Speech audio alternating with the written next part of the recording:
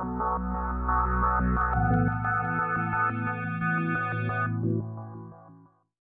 everyone, welcome back to Advaita Academy. So TS Genco A exam కోసం prepare అయ్యే aspirants కోసము revisions ఇది start చేసినాం కదా. సో అందులో భాగంగా డిజిటల్ ఎలక్ట్రానిక్స్ సబ్జెక్ట్లో కాంబినేషనల్ సర్క్యూట్స్ టాపిక్లో ప్రీవియస్గా అడిగిన ఒక 5 ESC questions, engineering service exam questions తీసుకొని వాటిని ఈ వీడియోలో డిస్కస్ చేద్దాం. ఓకేనా? Right. So without wasting time let us go into the first question. ESC 2006 లో అడిగిన క్వశ్చన్ ఇది చూడండి. Very very important question. What is the number of select lines required in a single input N output demultiplexer అని అడుగుతున్నాడు. Okay, so general గా అయితే చాలా మంది 2n ఇలా మనం అవుట్పుట్ పెడతా ఉంటాం, అవునా? రైట్. ఆప్షన్స్ సి అని చాలా మంది టిక్ చేస్తారు. సో చూడండి, ఇక్కడ కొద్దిగా ట్విస్ట్ ఉంది. యాక్చువల్గా డీమల్టీప్లెక్సర్లో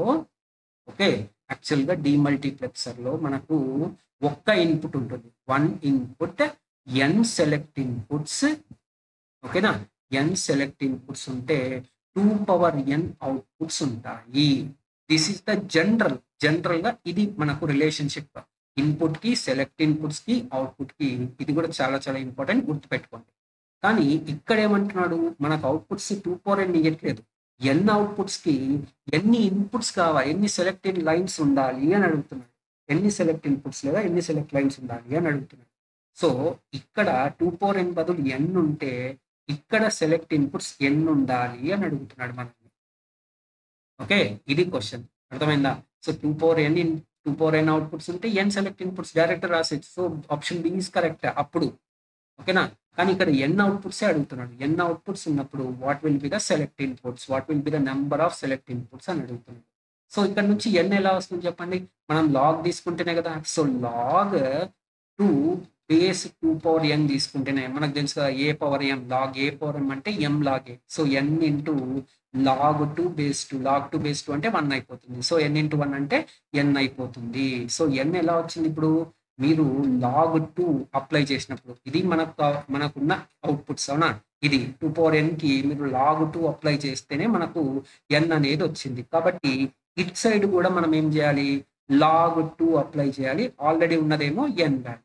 సో n అవుట్పుట్స్ ఉన్నప్పుడు ఎన్ని సెలెక్ట్ ఇన్పుట్స్ ఉండాలి? Log n base 2 select inputs ఉండాలి. So option D is correct. మనం ఇటు సైడ్ ఏదైతే ఆపరేషన్ అప్లై చేసినామో ఇటు పక్క కూడా సెలెక్ట్ ఇన్పుట్స్ దగ్గర కూడా అదే ఆపరేషన్ అప్లై చేయాలి. ఓకే, ఇలాంటి క్వశ్చన్స్ వస్తుంటాయి, చాలా చాలా ఇంపార్టెంట్. కొద్దిగా జాగ్రత్తగా డీల్ చేయాలి. ఓకేనా? సో ఇక్కడ మనం అప్లై చేసింది ఏంటి? లాగ్ 2 అప్లై చేసినాము కాబట్టి ఇటు సైడ్ కూడా లాగ్ 2 అప్లై చేస్తే లాగ్ n బేస్ 2 వస్తుంది. ఓకేనా? అర్థమైంది కదా? సో నెక్స్ట్ క్వశ్చన్కి వెళ్దాం. So before going to next question, please ఈ వీడియో అంతా చూడండి, లాస్ట్ వరకు చూసి కంటెంట్ నచ్చితేనే వీడియోని మాత్రం లైక్ చేయడం మర్చిపోతుంది. చాలా మంది లైక్ చేయట్లేదు. లైక్ చేయడం వల్ల యూట్యూబ్ అనేది నా వీడియోని రికమెండ్ చేస్తుంది ఇంకా చాలా మంది ఆస్పిరెంట్స్ కోసం. Okay, so please like the video, share the video with your friends. అలాగే ఈ ఛానల్ని సబ్స్క్రైబ్ చేసుకోవడం మాత్రం మర్చిపోకండి. Okay, right. నెక్స్ట్ క్వశ్చన్ చూడండి. ఇది ఈఎస్సి 2006 లో అడిగిన క్వశ్చన్. ఇలాంటి క్వశ్చన్ కూడా చాలా చాలా important. What is the output f of xy of the multiplexer resulting from the input logical values అని అడుగుతున్నాడు. ఓకే, సో ఇప్పుడు చూడండి, సెలెక్ట్ ఇన్పుట్స్ ని బేస్ చేసుకొని మనకు ఆల్రెడీ అవుట్పుట్స్ కూడా ఇక్కడ ఇచ్చేసినాడు, డైరెక్ట్ గా ఇచ్చేసినాడు ఈ క్వశ్చన్ అనేది. కాబట్టి చూడండి, ట్రూత్ టేబుల్ ఏ విధంగా రాయొచ్చు? ఎక్స్, వై, ఎఫ్, ఈ రెండు ఇన్పుట్స్, ఇది అవుట్పుట్, అవునా? ఈ రెండు ఇన్పుట్స్, ఇది అవుట్పుట్. సో XY కనుక 0 0 అయితే, ఓకే, 0 0 అయితే మనకేం సెలెక్ట్ అవుతుంది? First I0, I1, I2, I3 అనుకోకపోయినా ఏం కాదు. So I0 will be selected. What is the value connected to I0? 0. కాబట్టి XY 0 0 అయినప్పుడు 0 సెలెక్ట్ అవుతుంది. 0 1 అయితే ఏమవుతుంది చూడండి? 1 సెలెక్ట్ అవుతుంది. బికాస్ I1 వాల్యూ 1 కాబట్టి మనకి F ఈజ్ ఈక్వల్ టు 1 అయిపోతుంది. 1 0 అయినా కూడా 1 1 అయితే 0, అవునా? 0 1 1 0 ఏ ఆర్డర్లో అయితే ఇచ్చినాడో సేమ్ ఆర్డర్లో రాస్తున్నాను. ఓకే, ఇది మల్టీప్లెక్సర్ యొక్క రైట్ ఫంక్షనాలిటీ. సో మనకు XY 0 0 అయితే F is equal to I0. When XY is equal to 0 0 అయితే X is equal to 0, Y is equal to 0 అయితే F is equal to I0. I0 కి 0 connect చేసినాం కాబట్టి 0 అయిపోతుంది. When x is equal to 0, y is equal to 0, f is equal to I1. When x is equal to 0, y is when x is equal ఇది x is equal to 0, y is equal to 1, y is equal to 1, x is equal to 1. So ఇక్కడ కూడా x is equal to 1, y is equal to 0 అయితే f is equal to I2. అదే x is equal to 1, y is equal to 1 అయితే f is equal to I3. Okay, ఇది general గా functionality of a multiplexer. So F ఏంటి చెప్పండి? F is equal to ఇది XR gate operation కదా, XR gate truth టేబులే కదా, అవునా? X bar by ఈ రెండింటి దగ్గర మనకు ఎఫ్ అవుట్పుట్ 1 ఉంది. X bar Y plus X Y bar, X bar Y plus X Y bar అంటే ఎక్స్ఆర్ విత్ వై. సో అది అవుట్పుట్. సో ఎక్స్ఆర్ గేట్ అనేది అవుట్పుట్ లో వస్తుంది. So option A is correct. Option A is correct. ఓకేనా? Right, next question వెళ్దాం. ఈ question చూడండి, చాలా చాలా ఇంపార్టెంట్, వెరీ వెరీ ఇంపార్టెంట్. ఇలాంటి మోడల్స్ అనేవి చాలా important. Okay, a 4:1 mux is used to implement a 3-input boolean function as shown in the below. The boolean function f of abc is అని అడుగుతుంది. ఓకే, సో యాక్చువల్గా అయితే మీకు 3-input boolean function ని represent చేయాలంటే మనకు 8:1 mux కావాలి. Because అక్కడ 8 ఇన్పుట్స్ ఉంటాయి. 3 ఇన్పుట్స్ అన్నప్పుడు 0 0 0 నుంచి 1 1 1 వరకు అంటే టోటల్గా 8 ఇన్పుట్స్ ఉంటాయి కదా. కాబట్టి 8:1 మక్స్ కావాలి యాక్చువల్గా అయితే. 3 ఇన్పుట్ బులియన్ ఫంక్షన్ రిప్రజెంట్ చేయాలంటే మనకు 8:1 మక్స్ యాక్చువల్గా అయితే కావాలి. కానీ మనం ఎప్పుడైతే 4:1 మక్స్తో ఇంప్లిమెంట్ చేస్తున్నామో అప్పుడు మనం యూజ్ చేయాల్సిన కాన్సెప్ట్ ఏంటి అంటే ఇంప్లిమెంటేషన్ టేబుల్. ఓకే, అప్పుడు మనం యూజ్ చేయాల్సిన కాన్సెప్ట్ ఏంటి? Implementation table. ఓకే, సో ఇక్కడ మనము ఇక్కడ 2 ఇన్పుట్స్ బీసీ వచ్చేసి ఇక్కడ సెలెక్ట్ ఇన్పుట్స్ గా ఇస్తున్నాము. ఈ 2 సెలెక్ట్ ఇన్పుట్స్ కదా మక్స్ కి, ఈ 2 సెలెక్ట్ ఇన్పుట్స్ గా మనము బీసీ అనేవి ఇస్తున్నాము. ఇక్కడ మనం ఏ ఇక్కడ కనెక్ట్ చేస్తున్నాము. ఓకేనా? సో ఏ ఇక్కడ కనెక్ట్ చేస్తున్నాం కాబట్టి మనం ఈ వాల్యూస్ అనేవి తీసుకోవాలి. ఈ వాల్యూస్ అనేవి తీసుకోవాలి. ఓకే, ఇక్కడ 1, ఇది 1. ఓకేనా? ఇది 1. Okay, forgot to write. ఓకేనా? చూడండి ఇప్పుడు, so I0 is equal to A ఉందా లేదా? I0 is equal to A, I1 is equal to ఇక్కడ నాట్ గేట్ ఉంది కాబట్టి ఇది ఏమైపోతుంది? ఏ బార్ అయిపోతుంది. ఇది ఆల్రెడీ 1, ఇది 0 అనమాట, ఇది 0. ఓకే, సో ఇప్పుడు మనము ఇంప్లిమెంటేషన్ టేబుల్ రాయాలి. ఇంప్లిమెంటేషన్ టేబుల్ ఎలా రాస్తాము? ఏ బార్ ఏ ఈ విధంగా రాయాలన్నమాట. ఏ bar A.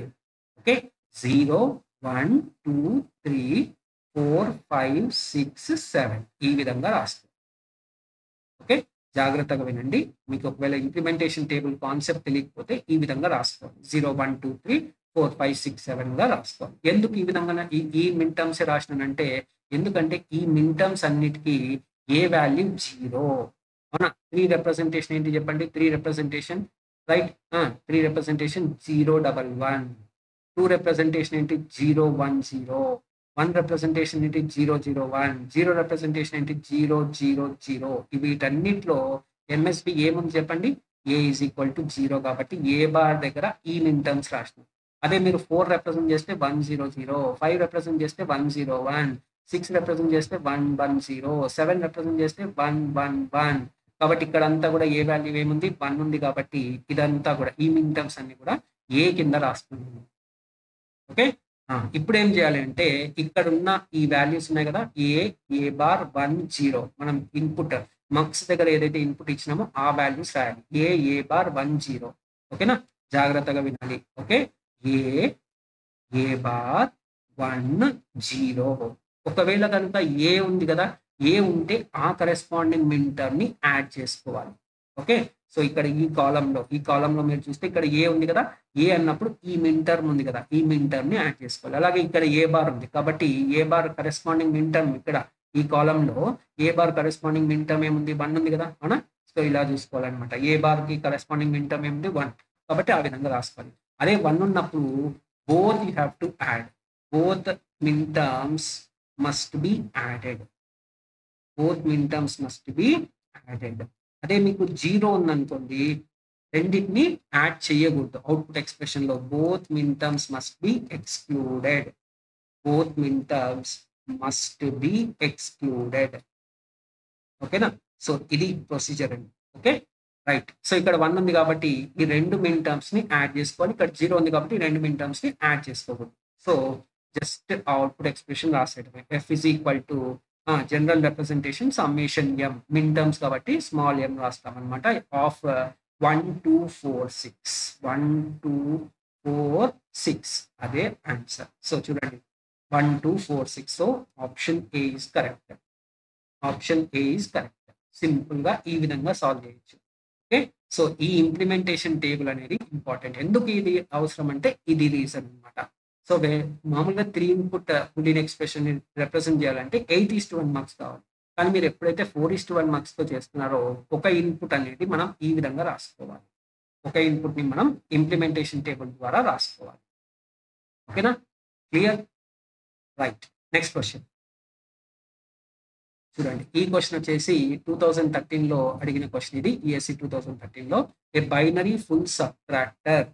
Okay, very very important question. A binary full subtractor consist of 2 cascaded half subtractors, contains 2 half subtractors and 1 OR gate, can subtract any binary number. ఒక్క binary number అంటున్నారు. No. Okay, can be made out of full adder. Full adder నుంచి రాదు. So option B is correct. Always remember, full subtractor కానీ full adder కానీ ఈ రెండింటికి same rule. Full adder అయితే full adder is made with 2 half adders plus 1 OR gate. అలాగే full subtractor is made with 2 half subtractors plus 1 OR gate. ఈ రెండింటికి కూడా same rule కాబట్టి గుర్తుపెట్టుకోండి. సో ఇక్కడ కూడా option B contains 2 half subtractors and 1 OR gate ఇచ్చినాడు. So that will be the correct option. ఓకేనా, సో సింపుల్ థియరిటికల్ కాన్సెప్టే కానీ important. Okay, conceptual question. Okay, right, next question చూడండి. ఇది ఈఎస్సి 2020లో అడిగిన క్వశ్చన్. ఓకే, చూడండి. A logic circuit that accept several data inputs and allows only one of them at a time to get through the output is called. అంటే ఇక్కడ several అనే అంటే మనం మెనీ అని కూడా అనొచ్చా లేదా?